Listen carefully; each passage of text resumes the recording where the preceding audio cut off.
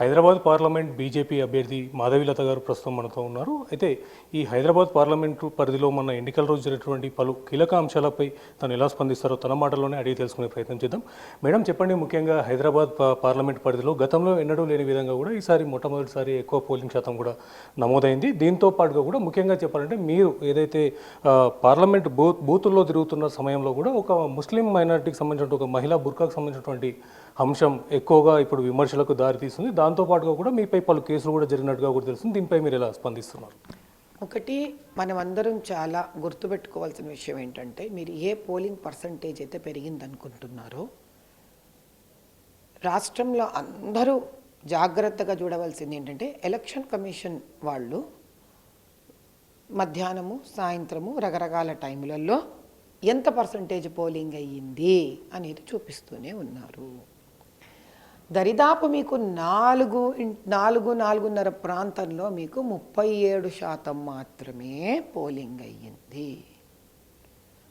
37% నుంచి 38% పోలింగ్ మీకు దరిదాపు 3.5-4 ప్రాంతంలో అయ్యి 6ంటికి క్లోజ్ అయిపోతున్న టైంలో మిగతా 2 గంటలలో 10%, 8 నుంచి 10% ఎట్లా పెరుగుతుంది? నేను ఓపెన్గా మాట్లాడుతున్నాను ఈ విషయం. ఎట్లా పెరుగుతుంది? It is called humanly impossible.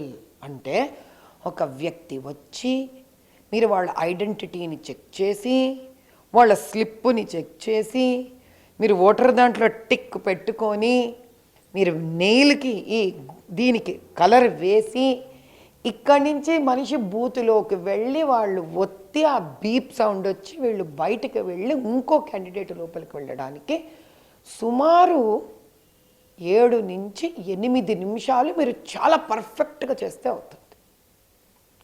ఎలా పెరిగిందా పర్సంటేజ్? అయితే మొత్తానికి చెప్పండి, ఎంఐఎం పార్టీకి సంబంధించినటువంటి నేతలు రిగ్గింగ్ చేశారని చెప్పేసి కూడా మీరు పలుమార్లు ఆరోపిస్తున్నారు. దానికి సంబంధించినటువంటి పలు వీడియోలు కూడా సోషల్ మీడియాలో వైరల్ అవుతున్నాయి. అయితే దీనికి సంబంధించి మీరు ఎవరికైతే కంప్లైంట్ చేశారో, లేదంటే దీనిపై మీరు ఎలా పోరాడబోతున్నారో చెప్పండి. ఖచ్చితంగా రిగ్గింగ్ జరిగింది. నేనే ఉన్నాను అక్కడ. రిగ్గింగ్ జరిగినప్పుడు పోలీసులు తలుపులు తీయమని మొరాయించుకున్నారు. ఏం చేసినా నేను 45 నిమిషాలు నిలబడితే, ఫస్ట్ ఆశ్చర్యకరమైన విషయం ఏంటంటే, ముందు పోలీసులే లేరు అక్కడ. నేను వెళ్ళినప్పుడు వాళ్ళు తలుపులు వేసేసుకున్నారు. మేము తలుపులు బాదాం, బయట గేట్ తలుపులు. హ్యాపీగా లోపల నుంచి కిటికీ తలుపు తెరుచుకొని వాళ్ళు వచ్చేది. మేమే వీడియో తీసాం, ఎవరో కదా, నేనే తీసాను ఆ వీడియో. మనుషులు ఉన్నారు లోపల అని నన్ను చూసి పరిగెత్తుకుంటూ పోలీసులు వచ్చారు. పోలీసులు నిన్న నన్ను వెంటాడుతూనే ఉన్నారు. మన ఎలక్షన్ డే అంతా నన్ను వెంటాడుతూనే ఉన్నారు వాళ్ళు. అప్పుడు నన్ను చూసి పరిగెత్తుకుంటూ వచ్చారు. ఎంతసేపటికి? సుమారు 15-20 నిమిషాలకి. ఎవ్వరు పోలీస్ బందోబస్తు కూడా లేకుండా ఒక కార్పొరేటర్ ఇంట్లో, polling booth number 40 Riyasat Nagar చంద్రాయణ్ గుట్టలో కార్పొరేటర్ ఇంట్లో పెట్టారయ్యా పోలింగ్ బూత్. పైన ఇల్లుంది వాడిది, కింద పోలింగ్ బూత్. ఇది ఎక్కడ ఏ ఎలక్షన్ రూల్స్లో ఇది ఉంది? ఇది ధర్మము. పట్టుకున్నామా? 45 నిమిషాల పాటు ఇక్కడ నిలబడ్డా. పోలీసులు తీయించమన్నారే, వాళ్ళు తీయించలేదమ్మా తలుపులు. అసలు నిజంగా ఎంత మనుషులు ఒకళ్ళకొకళ్ళు వీళ్ళు కుంభక్కయ్యి, ఇది ఒక గెలుపా? ఇది ఒక గెలుపు అంటారా దీన్ని? ఈ పార్టీ గెలుపుకి గెలిచి గొప్పగా ఇన్ని రోజులు సాలార్లని చెప్పుకోవడం ఏంటి? అసలు వినడానికే అసహ్యంగా ఉంది నాకు. అయితే ఇది పోలీసులు కుంభక్కైపోవడమే కాకుండా, నేను సుమారు 3:30 ప్రాంతంలో ఆ విక్టోరియా హోటల్ దగ్గర, ఆ చౌరస్తా దగ్గర, నేను ఇంకా దానికి ముందు కూడా చాలా పెద్ద నంబర్లలో ఇళ్లల్లో దూరిపోతూ ఉన్నారు రౌడీలు.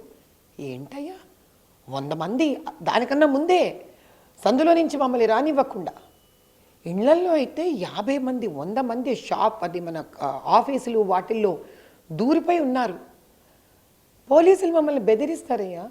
ఇక్కడ మాబ్ ఉంది కదా, ఇక్కడ మాబ్ ఉంది కదండి, ముందు వీళ్ళని ఎందుకండి మీరు పట్టుకొని అరెస్ట్ చేయట్లేదు? ఈ టైంలో ఎవరిదైతే అది అడ్రస్ కాదో, ఎందుకు ఇంతమంది ఉన్నారంటే ఎస్ అంటాడండి ఆ పోలీస్. ఎస్ మాబ్ ఉంది అంటే yes it's there, mob is there. ఏంటి నువ్వు చెప్పేది లాగా? పాపం మా కార్యకర్తలు నాతో పాటుగా 6-7 మంది ఉంటే, వీళ్ళందరూ ఉన్నారు కదా, మరి వీళ్ళని నేను అరెస్ట్ చేయను అంటాడు. ఇంత దౌర్జన్యమా అండి? నిజంగా ఇంత అన్యాయమా? అంటే పూర్తిగా తెలంగాణలో అధికారులు కూడా మొత్తానికి ఎంఐఎం పార్టీ వైపే సపోర్ట్ చేశారని చెప్పి మీరు అంటున్నారా ఇప్పుడు? 100% అండి, అనడమే ఉందండి. నిన్న రోజంతా ప్రజలే చూస్తున్నారు కదండి. నేను ఎంత పరిగెత్తాను, ఎంత బతిమిలాడాను. నాకు మార్పు ఏం చెప్తున్నారండి, చార్మినార్ బూత్ 63, 62 దగ్గర నేను పోలీస్ ఆఫీసర్ని అడిగాను, అయ్యా ప్లీజ్ అయ్యా వాళ్ళు లేడీ ఆఫీసర్ని పెట్టారు కదా మీరు, వాళ్ళని ఒకసారి చెక్ చేయమనండి అయ్యా, ఫేస్ చెక్ చేయమనండి అయ్యా అంటే మాకు ఇన్స్ట్రక్షన్స్ లేవన్నారండి. అయితే ఇదే అంశానికి సంబంధించి బుర్కాకు సంబంధించిన అంశంలో కూడా మీ మీద కేసులు కూడా జరిగాయి. ఈ కేసులు మీరు ఎలా చూస్తున్నారు? ఇప్పుడు కేసు పెట్టేవాడిది ఏముందండి, వాడికి ఏమైనా న్యాయము ధర్మము అవసరం ఉందా? న్యాయం ధర్మం కావాల్సిన వాడు ఫేస్ మాస్క్ చెక్ చెయ్యకూడదు అని అనడు కదా ఫస్ట్ ఆఫ్ ఆల్. ఎందుకు అంటే ఇప్పుడు మీరు ఏం చూసి ఒక ఫేస్ని రికగ్నైజ్ చేస్తారు చెప్పండి మీరు? ఐడి కార్డు, అవునా? మనం ఒక ఐడి కార్డును చూసి ఫేస్ని టాలీ చేస్తాం. ఈ ఐడి కార్డులో ఫోటో ఎవరు తీస్తారండి? ఓటర్ ఐడి ఫోటో ఎవరు తీస్తారు? పోనీ ఆధార్ కార్డు ఫోటో ఎవరు తీస్తారు? పోనీ పాస్పోర్ట్ ఆఫీస్ పోతాం, ఫేస్ ఎవరు రికగ్నైజ్ చేస్తారు అక్కడ? పోనీ మనం ఫారిన్ కంట్రీ వెళ్తాం, ఇమిగ్రేషన్ ఆఫీసర్ ఉంటాడు, ఎవరు చెక్ చేస్తారు ఫేస్? మరి ఎలక్షన్స్ కూడా అంత న్యాయబద్ధమే కదా, మీరు ఫేసులు చెక్ చేయకుండా రికగ్నైజ్ చేయకుండా చేస్తారు. అందుకే సంతోష్ నగర్ కాలనీ యాకత్పుర గోల్డెన్ జూబ్లీలో 16 ఏళ్ల పిల్ల వచ్చి ఓటు గుద్దింది 2 ఓట్లు. దాన్ని 41A ఇవ్వకుండా అమ్మనానికి ఇచ్చి పంపించేసినారు ఆ పిల్లని. ఇంత ముఖం ఇంత కలిసిపోయినారా? 3:30 టైంలో నేను చౌరస్తా దగ్గరికి వచ్చేసరికి విక్టోరియా హోటల్ దగ్గర 8,000 మంది నా కారు నాపేశారు, అటాక్ చేశారు. మంచి మర్యాద లేకుండా, ఒక స్త్రీ అని కూడా లేకుండా, ఆ భాష ఏంటి, ఆ నోట్లోంచి అసభ్యకరమైన భాష ఏమిటి అసలు? ఏంటండి అసలు ఇది భారతదేశమా? ఇక్కడ 144 సెక్షన్ ఉండదా అండి ఇక్కడ?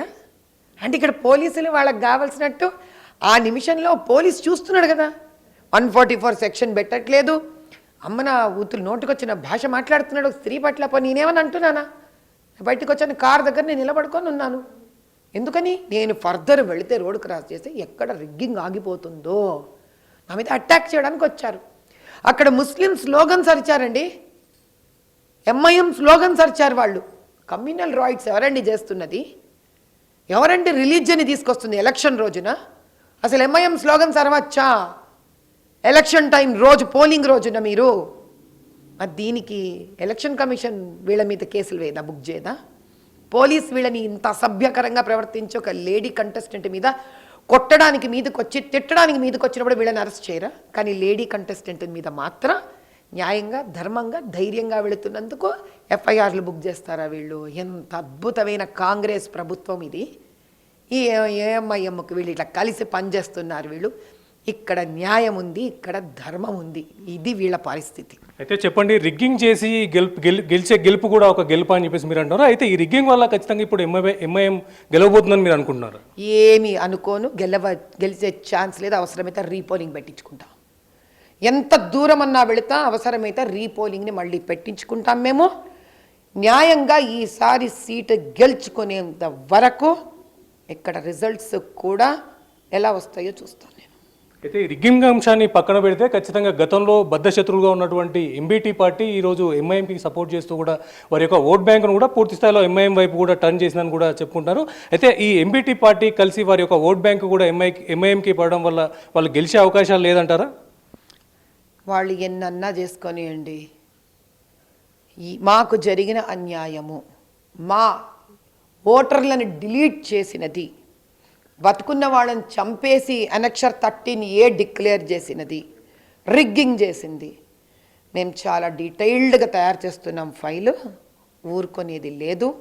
వి will ask the justice, we going to demand justice. అవసరమైతే రీపోలింగ్ కూడా పెట్టించుకుంటాం మేము. This is the answer.